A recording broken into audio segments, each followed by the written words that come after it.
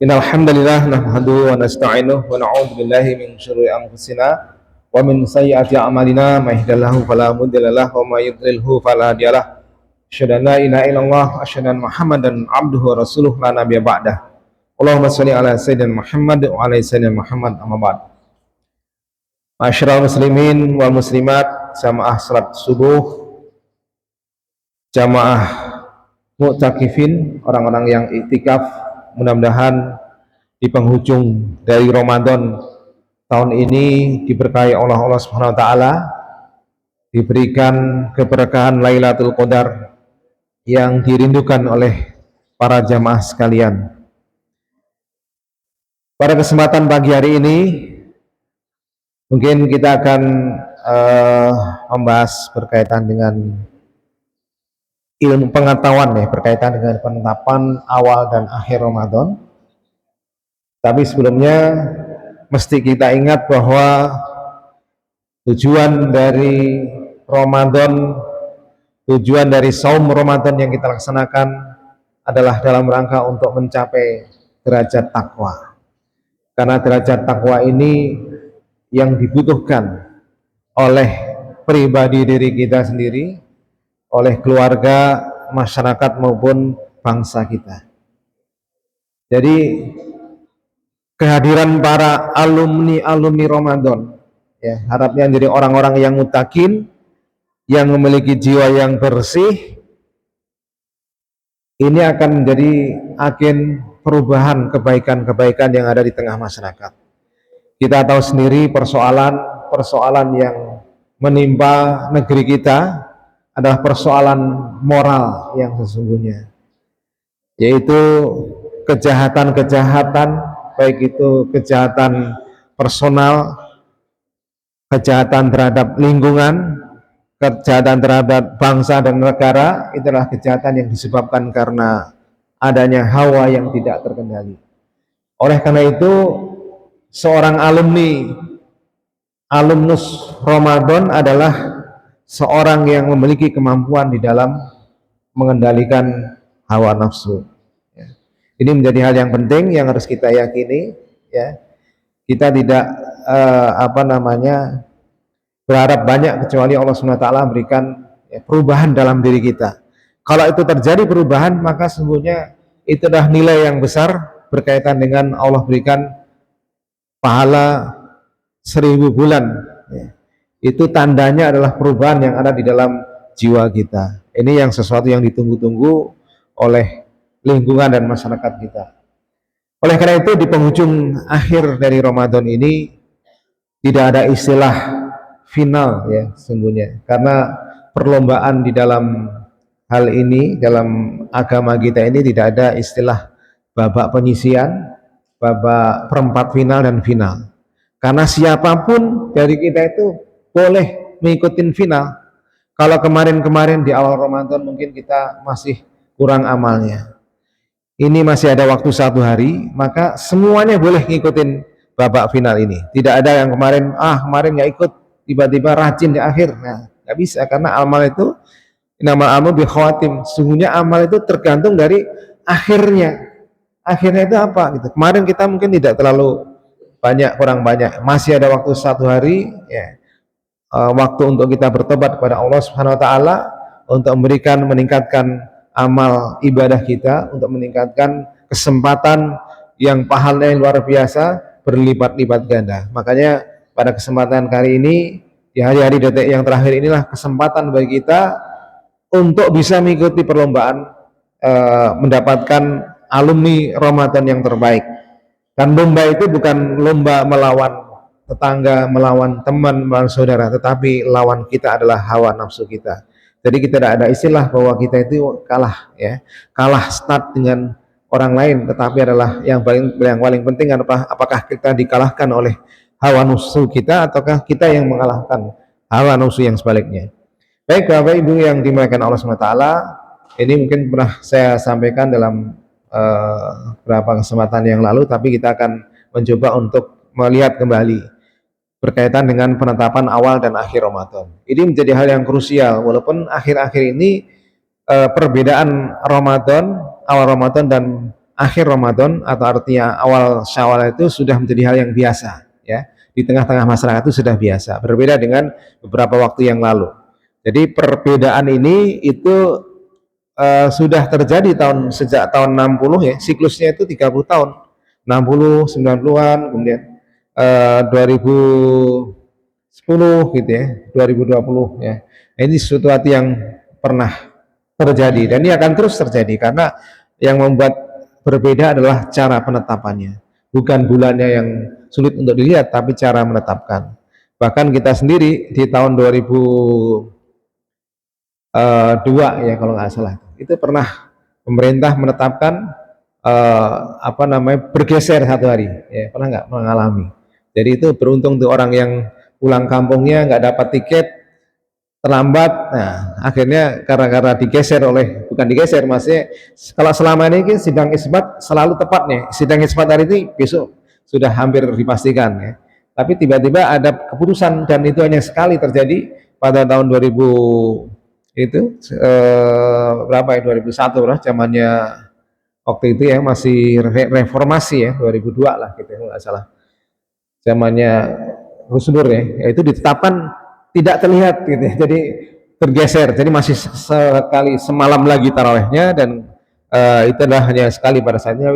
Belakangan setelah ada penetapan dari pemerintah dan bekerja sama dengan menteri-menteri agama di Asia Tenggara, penetapannya sampai sekarang sudah semakin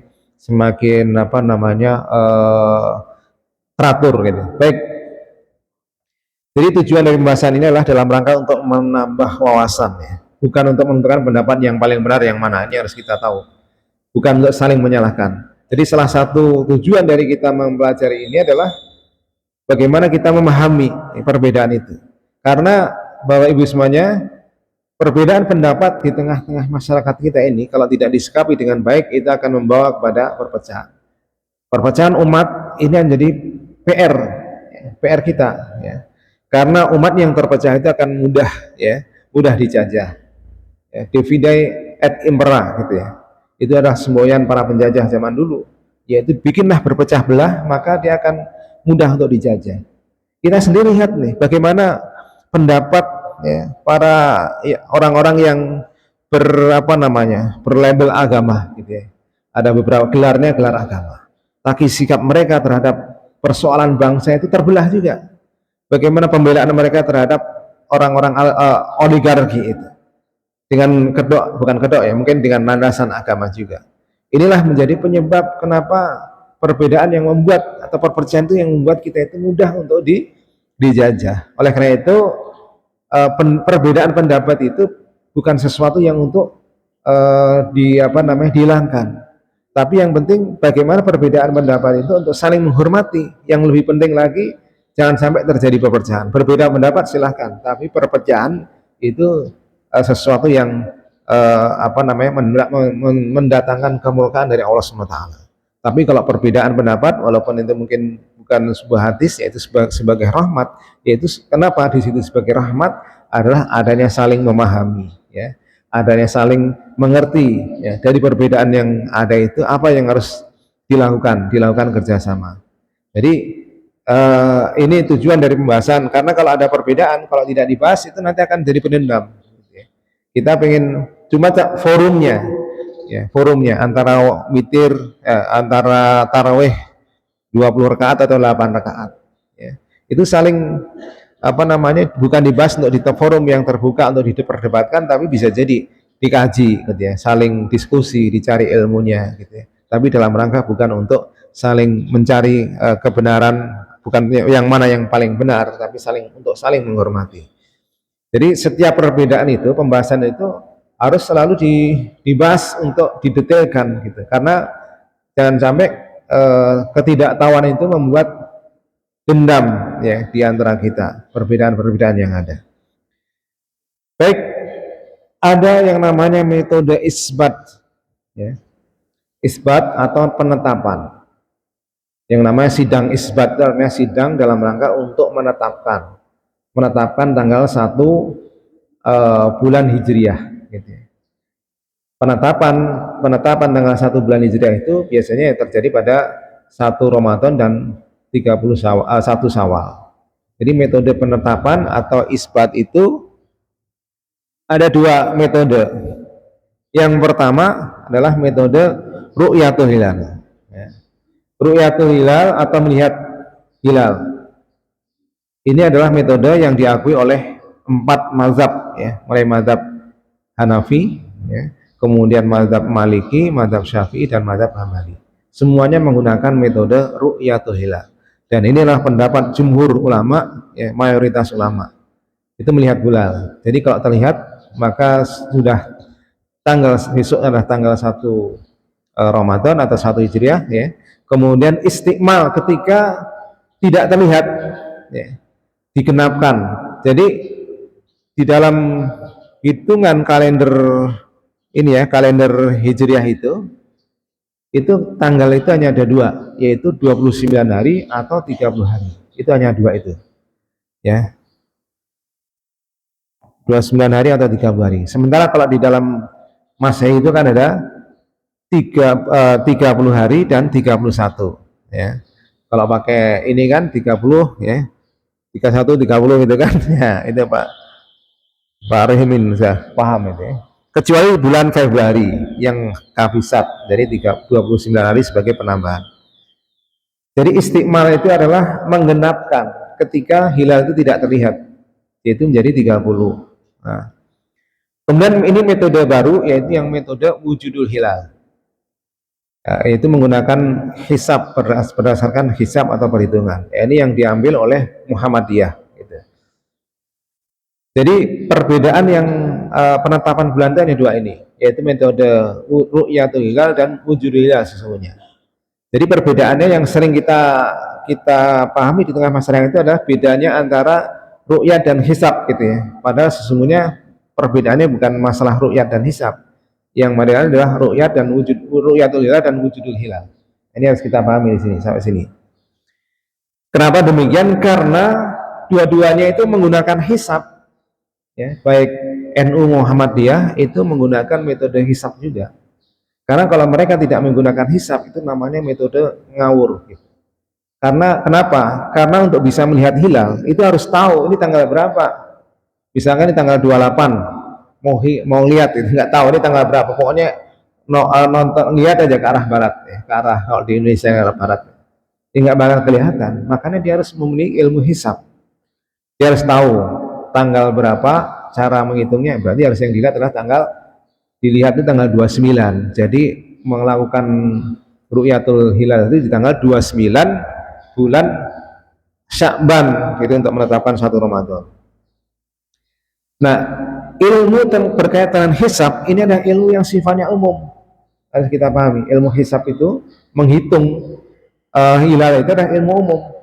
Ilmu namanya astronomi, ya. Bukan astrologi, ya. Astronomi. Yaitu berkaitan dengan ilmu pengetahuan berkaitan dengan melihat arah bintang, kedudukannya di berapa, gitu. Dan itu ilmunya bukan hanya ilmunya orang Islam saja, non Muslim juga ada. Bahkan mereka juga melakukan penelitian terkaitan dengan pergerakan-pergerakan ini. Jadi ilmu hisab ini ilmu yang umum, bukan ilmunya Muhammadiyah saja. Yang ahli hisab itu bukan Muhammadiyah. Orang NU juga banyak ahli hisabnya, ya. Jadi ini ilmu hisab itulah ilmu yang dimiliki oleh semua orang, bisa dipelajari, baik orang Muslim maupun non Muslim, ya. Mereka semuanya sudah mempelajari berkaitan ilmu hisab, ya. Bukan ilmu hisab ini, ya, tapi hisab, ya. Ahli hisab, ya, banyak ini ahli hisab, merokok maksudnya. Jadi metode isbat itu ada 2 hal ini. Yang kemudian metode yang pertama, yaitu metode ru'yatul hilal, yaitu melihat hilal. Jadi hilal dari bahasa Arab ro'a yara ru'yat, ya, yang artinya melihat. Hilal juga berasal ru'yat, ya. Hilal juga berasal dari bahasa Arab al-hilal ahillah, yaitu bulan sabit, atau dalam ilmu baratnya lah crescent, yang pertama kali terlihat setelah terjadinya ijma. Apa itu ijma?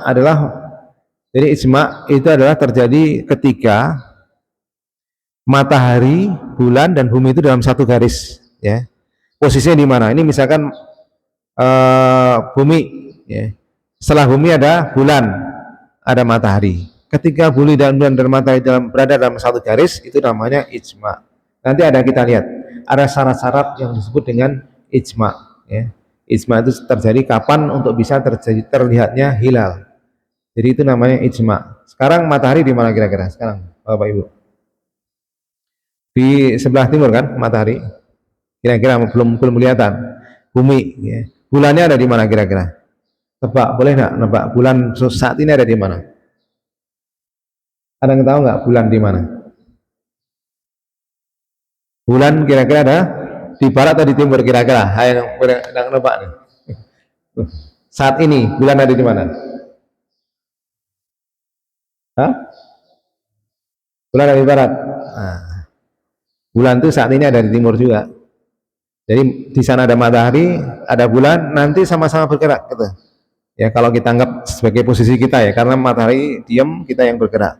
Nanti akan bergerak, bulan dan matahari sama-sama ada di timur di siang hari, karena siang kan nggak kelihatan. Nanti pada saat sore hari, itu kan posisi satu garis tuh, bumi, bulan dan matahari di barat itu. Itu namanya ijma. Dalam satu garis lurus. Nah, nanti ketika di barat itu nanti matahari tenggelam duluan, bulannya belakangan tenggelamnya. Ketika matahari sudah tenggelam, bulannya belum tenggelam, dan situlah akan terlihat hilal cahaya bulan di situ. Jadi posisi bulan saat ini, hari ini tanggal berapa nih? Tanggal 29 Ramadan. Itu berada di timur, di sana, di sebelah timur. Kemudian matahari juga di sana. Nanti sama-sama bergerak ke arah barat. Nanti tenggelamnya duluan mana? Kalau tenggelamnya berbarengan, maka hilal nggak mungkin terlihat. Tapi kalau tenggelamnya duluan matahari, nah nanti akan terlihat hilal pada saat itu. Jadi itu ya. Jadi ada dua tadi yang hilal dan ada istimak. Gitu ya.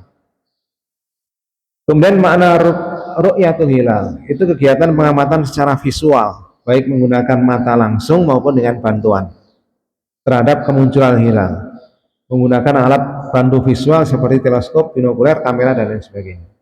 Jadi ru'yatul hilal itu melihat secara langsung maupun dengan bantuan alat. Ya. Itu kalau makna ru'yatul hilal. Dan saat ini teknologi sudah canggih untuk bisa melihat hilal. Tapi secanggih-canggihnya teknologi itu belum bisa melihat hilal yang tebalnya atau ketinggiannya di bawah 2 derajat atau di bawah 3 derajat. Ya, akan sulit itu. Dasar hukum ru'yah yang jadi patokan ini hadis sahih riwayat Bukhari dan Muslim. An Abdullah bin Umar radhiyallahu anhuma anna Rasulullah sallallahu alaihi wasallam dzakara Ramadan faqala la tasumu hatta tarau hilal wa la tuftiru hatta tarauhu. Dari Abdullah bin Umar radhiyallahu anhuma, sesungguhnya Rasulullah sallallahu alaihi wasallam bersabda, janganlah berpuasa Ramadan sehingga kalian melihat hilal, dan janganlah berhari raya sehingga kalian melihat hilal. Ini menjadi landasan dasar bagi para ulama kita, yang jumhurnya itu menggunakan ru'yatul hilal. Dan memang pada saat itu memang yang dilaksanakan oleh Rasulullah SAW adalah menggunakan ru'yatul hilal. Nah, contoh hilal. Contoh hilal itu seperti ini. Jadi sangat tipis sekali. Ini bukan tanggal 1, ini bisa jadi sudah tanggal 2 ini. Ya, ketinggian hilal yang seperti ini. Kemudian ada juga yang seperti ini. Ada yang kelihatan nggak di situ? Ya, di atas panah ya, agak ke sini dikit nih. Ini apa namanya? Nah, di sini garis. Jadi hilal itu sangat tipis banget, nggak kelihatan, sulit untuk lihat. Nah, ini juga terlihat hilalnya seperti ini. Dan ini yang bulat ini adalah bulan tersorot matahari yang sudah tenggelam. Ya. Matahari sudah tenggelam di ufuk barat, bulannya masih tertinggal, nah, kemudian tersorot. Nanti ada kita lihat syarat-syarat terlihatnya hilal. Jadi ini kita lihat yaitu terlihatnya hilal itu dengan ketinggian 4 derajat. 4 derajat itu sangat menggunakan alat. menggunakan alat 4 derajat itu sangat tipis banget ini. Jadi kalau orang nggak ahli, nggak terbiasa, itu akan sulit melihat hilal yang sangat tipis untuk ketinggian 4 derajat. Nah ini apa lagi nih? Ini ada hilal di dalam bulatan ini, sangat tipis banget ya. Posisinya ya sangat tipis sekali ya. Itu ketebalan atau ketinggian. Nah contoh lagi, ada yang bisa ngelihat nggak di mana nih posisinya? Napak aja ya boleh. Nggak kelihatan kan? Nah ternyata di sini. Nah. Nah ini ada garis tipis. Nggak kelihatan kalau di info sih. Apalagi yang tertidur nggak kelihatan. Baik, berikutnya ini ada sekarang berkaitan dengan apa namanya teknologi itu sudah canggih banget ya. Menggunakan digital itu sudah ada simulasinya, simulasi softwarenya ada untuk menghitung ya. Softwarenya itu juga menggunakan ilmu yang sama, semua ahli ilmu sama. Ini ada ininya ya kalau apa namanya softwarenya. Nah, berkaitan dengan masalah ru'yatul hilal ini ada ikhtilaf ulama yang pertama. Jadi ada ikhtilafnya juga, ada problematika di situ. Yang pertama legitimasi ya, atau keabsahan jumlah yang melihat hilal itu berapa orang. Misalkan ada satu orang saya lihat gitu. Ya, kalau ngelihat kan berarti habis itu kan nggak bisa dibuktikan, benar nggak? Misalkan Mang Ade ngaku lihat hilal, mana-mana dicari udah nggak ada, udah tenggelam kan? Artinya ini yang jadi legitim apa menjadi problem juga. Ada orang yang aku lihat, saya lihat mobil di masjid, mana? Dilihat di masjid, mobilnya masih ada, nggak kemana-mana. Tapi orang ngaku lihat hilal, saya lihat hilal tadi, gitu ya. Mana buktinya?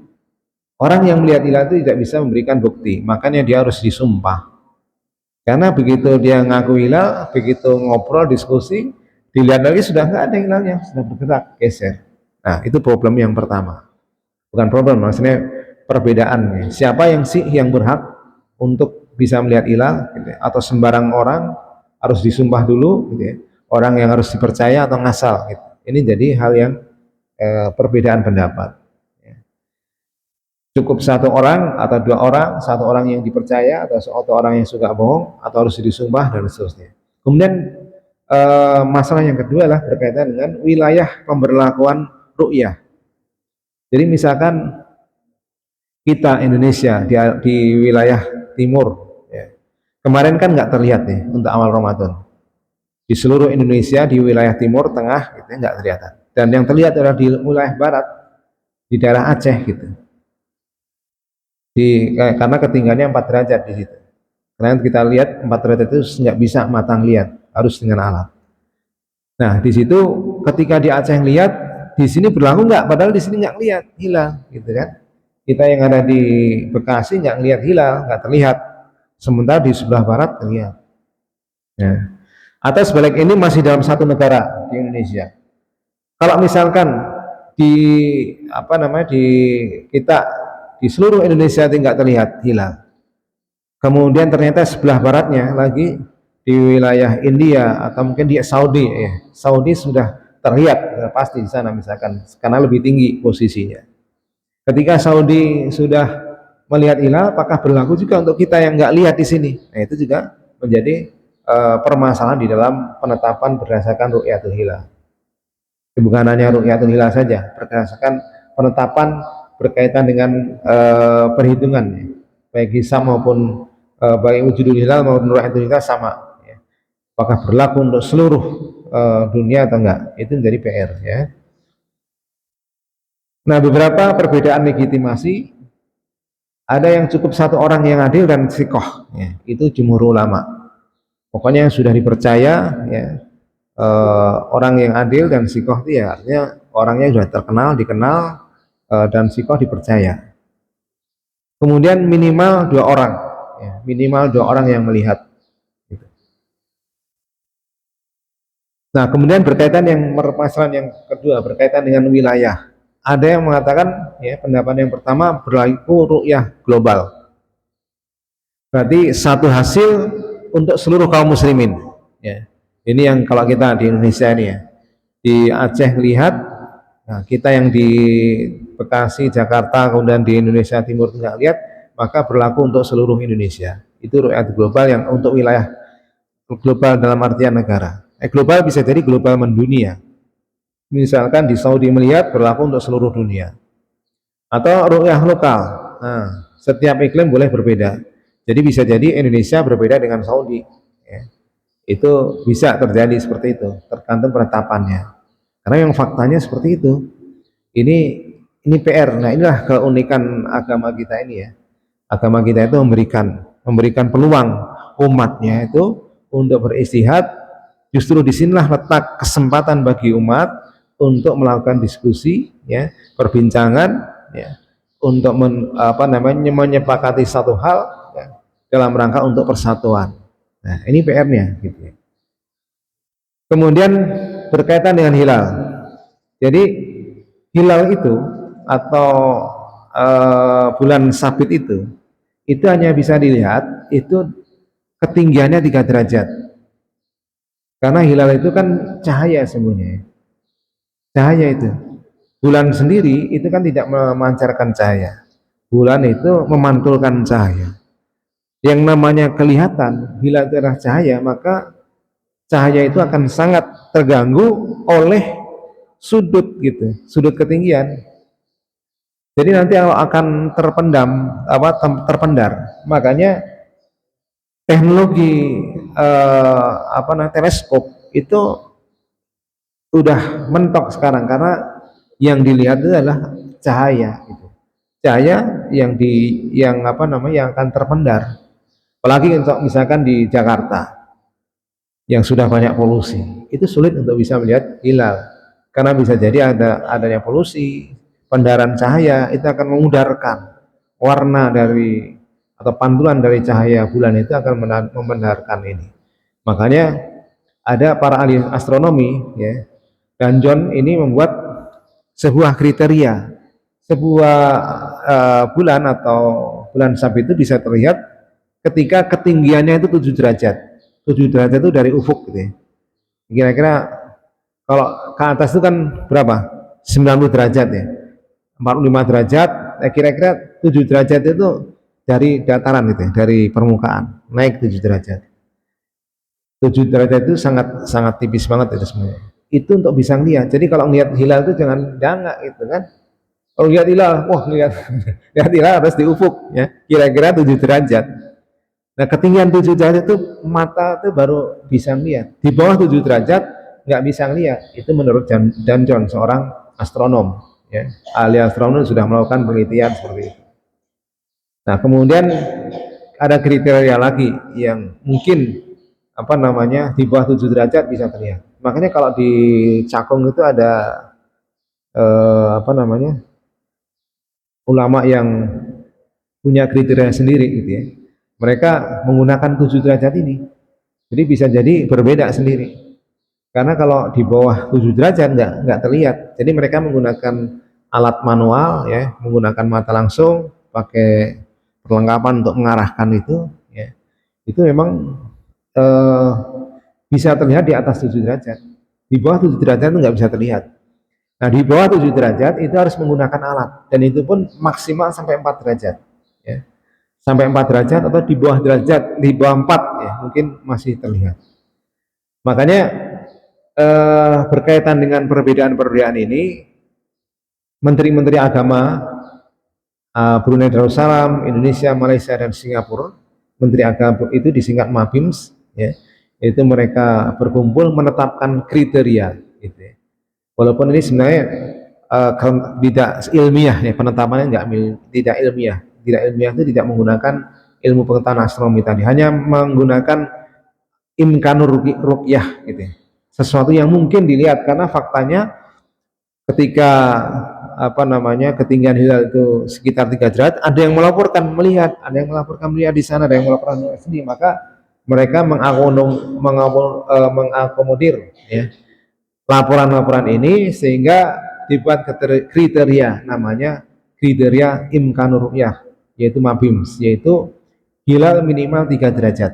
Jadi ini berdasarkan fakta di lapangan, adanya laporan-laporan orang yang melihat hilal, di mana ketika ketinggian derajatnya itu 3 gitu. Tapi ini bukan berdasarkan ilmu pengetahuan, karena ilmu pengetahuan tadi ya tadi itu untuk bisa melihat itu ya 4 derajat, untuk melihat dengan kepala itu harus dengan 7 derajat dan seterusnya. Jadi ini minimal 3 derajat. Nah, dari sini kita simpulkan kalau hilal itu dihitung melakukan hisab kurang dari 3 derajat itu tidak mungkin terlihat. Makanya imkanur ru'yah itu sesuatu yang mungkin terlihat itu ketika ketinggiannya di atas 3 derajat. Nah, makanya kemarin ketika Ramadan, awal Ramadan itu ketinggiannya 4 derajat ya. 4 derajat itu di Aceh. Kalau di sini di Indonesia Timur udah di bawah 3 derajat. Makanya tidak ada laporan terlihat, apalagi kondisi cuaca mendung gitu ya. Sulit untuk melihat. Yang melihat hanya di daerah Aceh yang melaporkan, dan itu kondisinya di atas 3 derajat 4 derajat ya. Jadi masuk kriteria imkanur ru'yat, artinya ada kemungkinan bahwa pengakuan dia melihat hilal itu dipercaya, memang benar hilal terlihat. Itu pengertiannya. Kemudian yang kedua, metode istikmal, penyempurnaan dari metode ru'yatul hilal. Jadi ketika hilal itu tidak terlihat, maka digenapkan ya. Digenapkan menjadi 30 hari. Bulan Sya'ban yang tadinya 29 hari digenapkan menjadi 30 hari. Ini berdasarkan tadi dari hadis Nabi sallallahu alaihi wasallam yang disebutkan di depan tadi ya. Ya. Oh ya, hadis ini ya.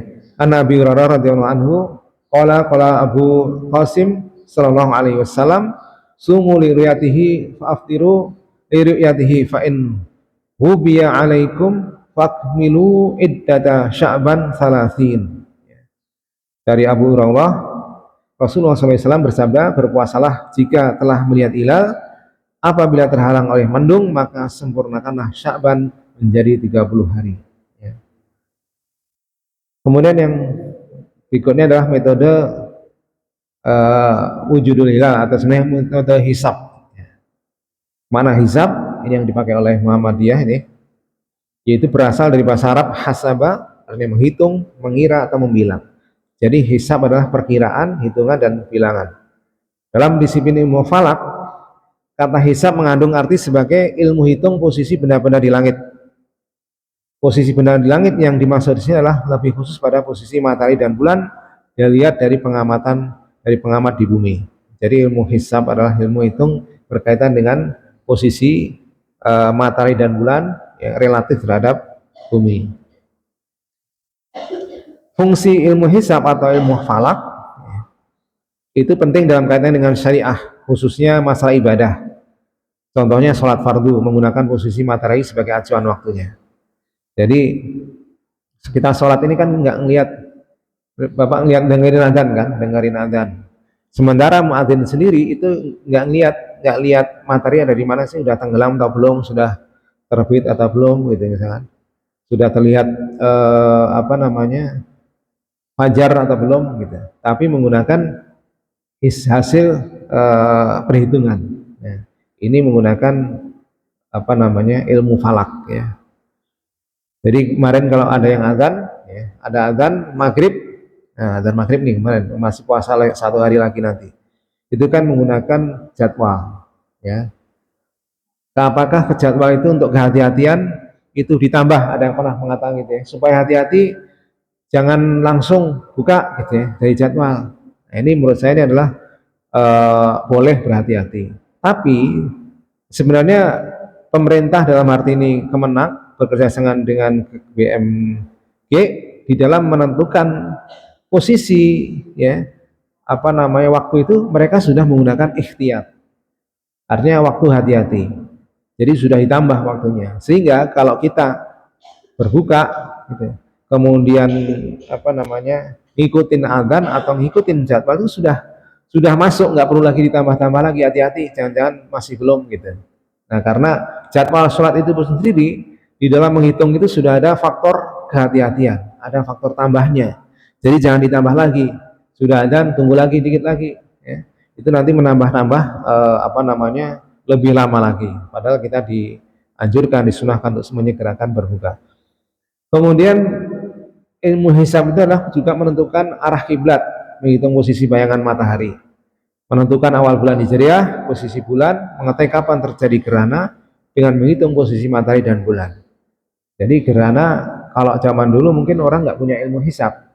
Jadi begitu melihat gerhana langsung melakukan itu. Tapi dengan ilmu hisab ini, ilmu falak ini kita bisa membuat rencana. Oh besok tanggal sekian akan terjadi gerhana bulan. Maka kita siapkan tempat di masjid, kita siapkan imam, kita siapkan pengumuman, flyer dan seterusnya. Inilah gunanya ilmu falak ya. Semakin kesini semakin di dalam menjalankan ibadah itu semakin mudah. Kemudian dasar isbat untuk Ramadan itu adalah hadis ya Bukhari Muslim, sungguhnya Rasulullah SAW bersabda, janganlah berpuasa Ramadan sehingga kalian melihat hilal, dan janganlah berhari raya sehingga kalian melihat hilal. Apabila terhalang olehmu maka perkirakanlah, fakdurulah gitu. Jadi apabila matahari terhalang atau nggak lihat itu dimanai perhitungkan, artinya dilakukan hisab gitu. Ini menurut perkiraan dari yang mengikuti mazhab wujudul hilal. Kemudian berkaitan dengan fakdurulah, perkirakanlah itu maknanya mencabutkan Sya'ban 29 hari. Itu menurut Imam Ahmad. Jadi ketika mendung kemudian itu nggak dikenakan, nggak ditambah, tapi sudah dianggap cukup. Itu menurut mazhab Imam Ahmad ya.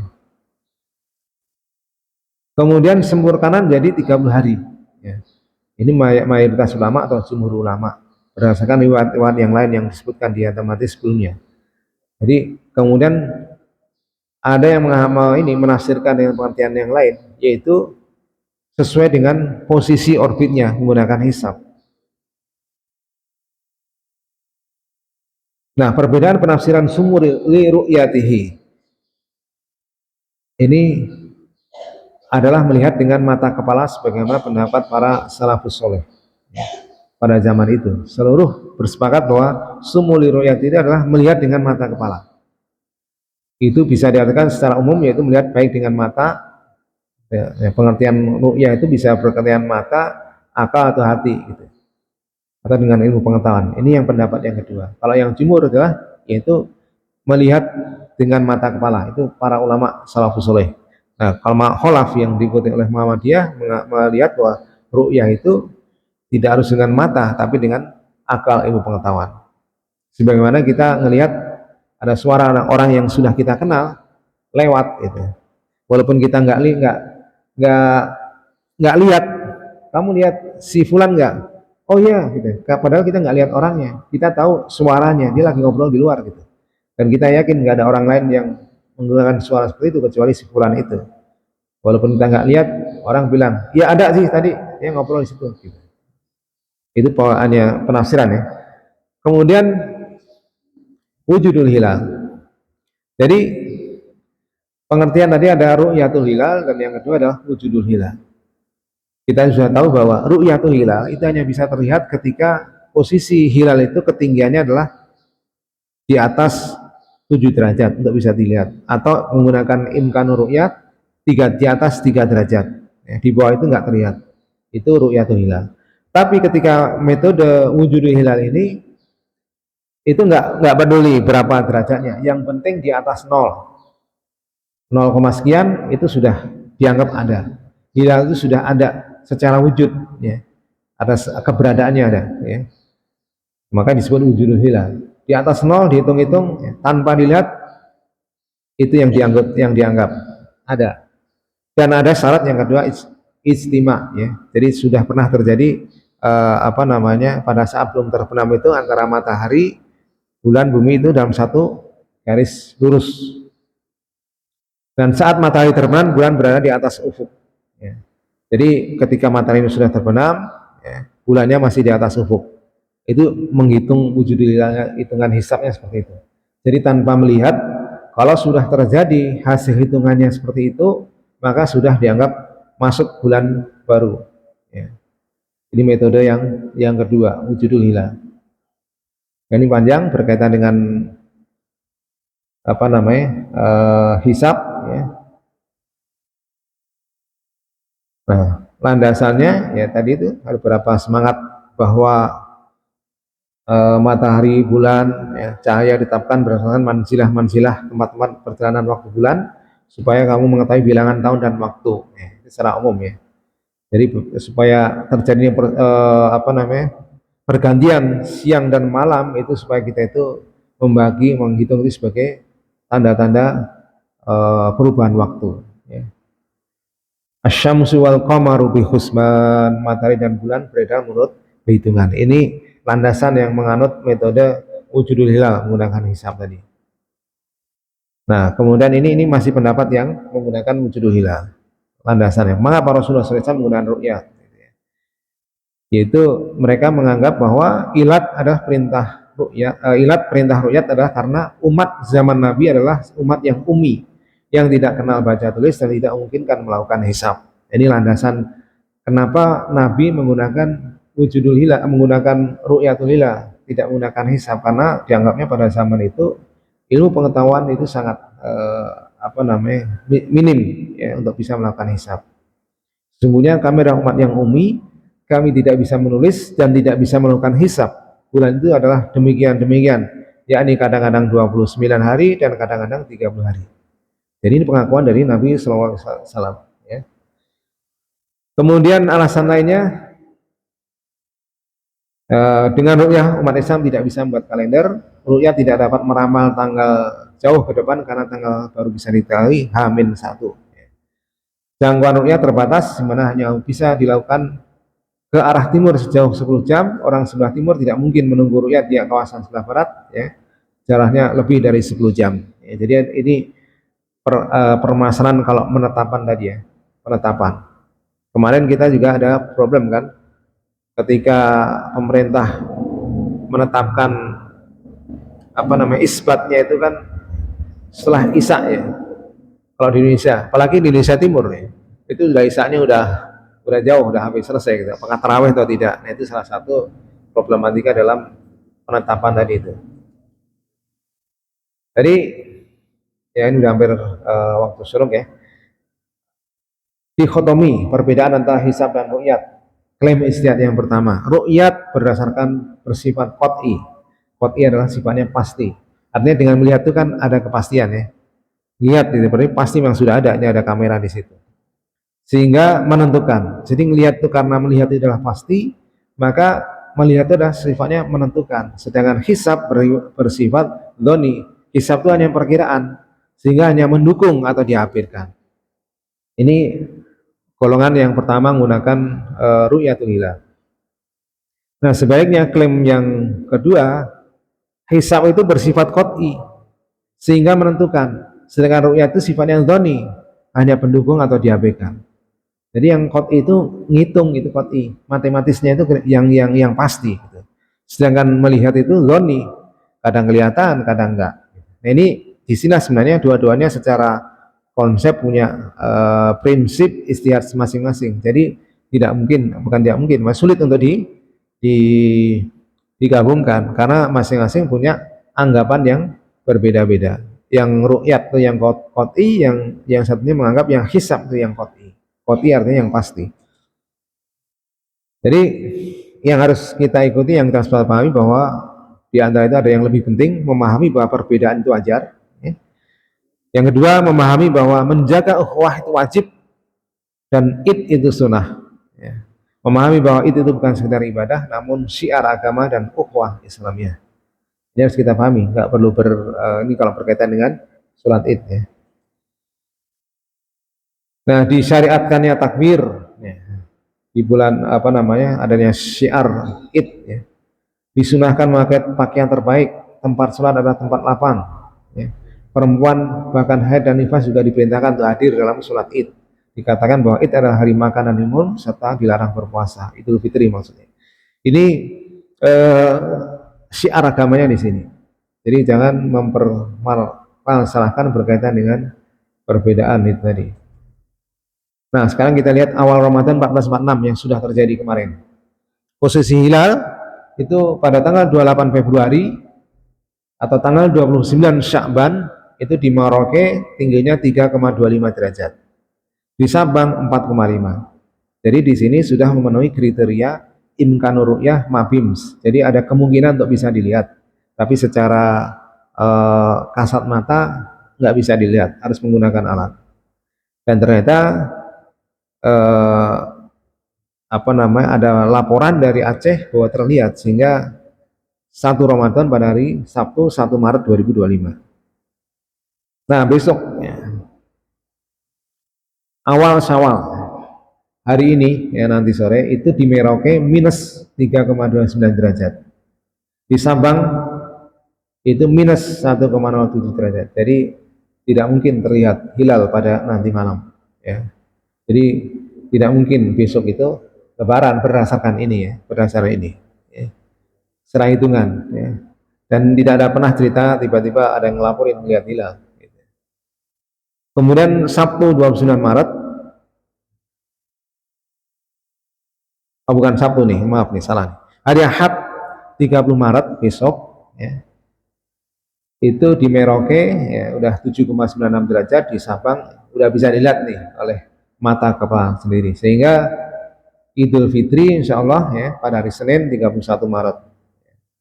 Jadi pengetahuan ini menurut saya ini penting bagi para panitia Ramadan. Kadang suka bingung gitu ya. Kita bisa menerka kalau lihat aja ketinggian hilalnya berapa. Kalau ketinggiannya 1 derajat, 2 derajat, udah bisa kita yakini bahwa nggak mungkin pemerintah akan menetapkan esok gitu. Pasti akan esok harinya gitu. Sehingga panitia itu sudah bisa gitu, walaupun secara etika kita nunggu keputusan pemerintah, tapi secara penjadwalan itu kita sudah bisa melakukan penetapan berdasarkan kriteria mabim, berdasarkan hisab ya, itu bisa kita tetapkan ya. Jadi alhamdulillah ya, Ramadan dan Idul Fitri tahun ini berbarengan antara pemerintah dan NU dengan Muhammadiyah ya. Mudah-mudahan ini sebagai pengetahuan bagi kita semuanya ya. Walaupun saat ini sudah terbiasa umat dengan perbedaan-perbedaan ini.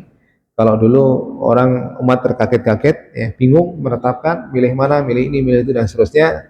Alhamdulillah dengan pengetahuan yang semakin meluas ya, dan kesadaran umat berkaitan dengan derajat kepentingan dari kegiatan atau dari penetapan ini semakin terbuka luas, semakin paham. Mudah-mudahan menjadi pengetahuan yang menambah pengetahuan bagi kita semuanya. Kalau ada tambahan atau pertanyaan silakan.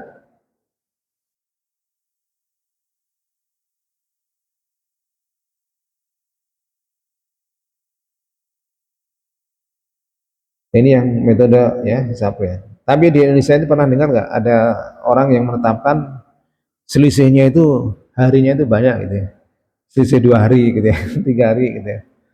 Misalkan ini nggak tahu itu mereka nggak menggunakan metode ini, nggak tahu hitungannya pakai apa itu. Selisih 2 hari itu ada juga itu.